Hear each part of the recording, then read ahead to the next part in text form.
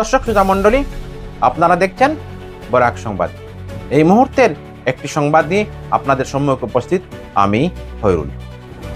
বরাক উপত্যকার 4 সদস্য সনত কুমার কৈরি, তাজউদ্দিন বড়বইয়া, দেবল আধিকারী, সঞ্জয় সারদার স্মৃতি উদ্দেশ্যে পূর্ব সিদ্ধান্ত অনুযায়ী গত 2 মাস থেকে বিভিন্ন অনুষ্ঠান করে আসছে বরাক ভ্যালি নিউজ পেপার ওনার অ্যাসোসিয়েশন। এর অঙ্গ হিসাবে শনিবার শিলচর গান্ধী ভবনে দিনরাতব্যাপী বিভিন্ন অনুষ্ঠান অনুষ্ঠিত হয়। দিনে ছিল আন্তঃবরাক স্কুল গান ও নাচের আর্টি গ্রুপের প্রতিযোগিতা। সকালে প্রতিযোগিতা উদ্বোধন করেন সংস্থার সভাপতি মনতোষ দর। তারপর স্বাগত ভাষণ দিতে গিয়ে মনতোষবাবু প্রতিযোগী অভিভাবক ও শিক্ষক শিক্ষিকাদের ধন্যবাদ জ্ঞাপন করে প্রতিযোগিতায় অংশগ্রহণ করার জন্য।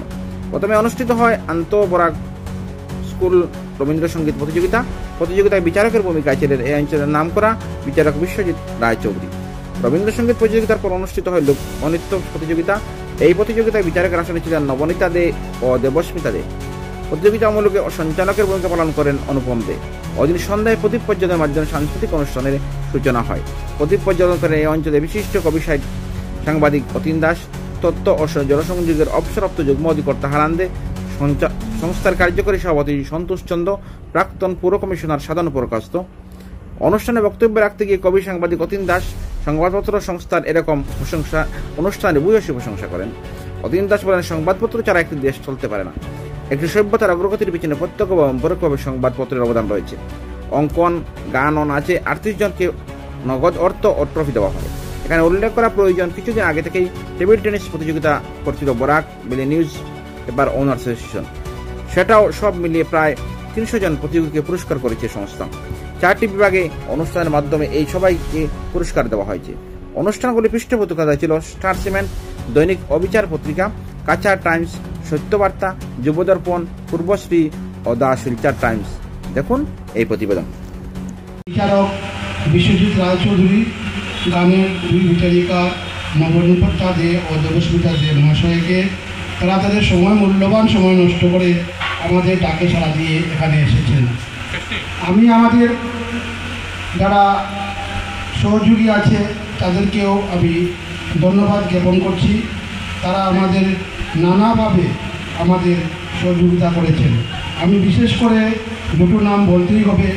আমাদের বরাক ভ্যালি নিউজ পেপার ওনার অ্যাসোসিয়েশনের কার্যবাহী সদস্য প্রবীণ সাংবাদিক, এ অঞ্চলে মহিলাদের মধ্যে যে কয়েকজন সাংবাদিক রয়েছেন তাদের মধ্যে অন্যতম দুর্বা সেন মহাশয়া অসুস্থ শরীরে এসেও সকাল থেকে এখন পর্যন্ত এখানে বসে রয়েছেন।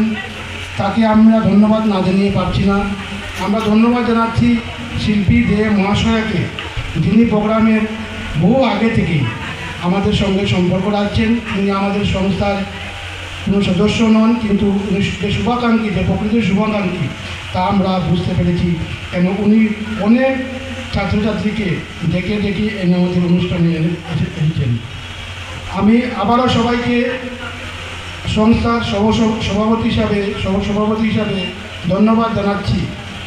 আপনারা যে এত সুন্দর একটা অনুষ্ঠান আয়োজন করতে সহযোগিতা করেছেন, আমাদের আরও শক্তি বেড়ে গেল। আগামীতে আমরা আরও ভালো ভালো প্রোগ্রাম করতে পারবো বলে আমাদের বিশ্বাস হয়ে গেছে। এখানে প্রতিযোগিতা হয়েছে, প্রতিযোগিতায় 3 জনকেই পুরস্কার দিতে হবে। আমি নিজেও দেখেছি গুণগত মান প্রায় সবারই একটু 19-20, এর মধ্যেও বিচারকরা ঠিক করবেন 3 জনকে। তাই সে কথা আমাদের জানা। তার জন্য আমরা ঠিক করেছি 3 জন ছাড়াও বাকি সবাইকে পুরস্কার দেওয়া হবে, শংসাপত্র এবং মেডেল সবাইকে দেওয়া হবে। আমরা আবারও সবাইকে ধন্যবাদ জানিয়ে আমাদের এসব প্রোগ্রামে শেষ করছি। আর আমি আরেকটা জিনিস বলে দিই, বিকেলবেলা আমাদের সন্ধ্যার পরে আমাদের সাংস্কৃতিক অনুষ্ঠান রয়েছে। এই সাংস্কৃতিক অনুষ্ঠানে আপনারা আসবেন। এরপরে আমাদের বিশিষ্ট ব্যক্তিরা এখানে উপস্থিত থেকে সবাইকে পুরস্কৃত করবেন।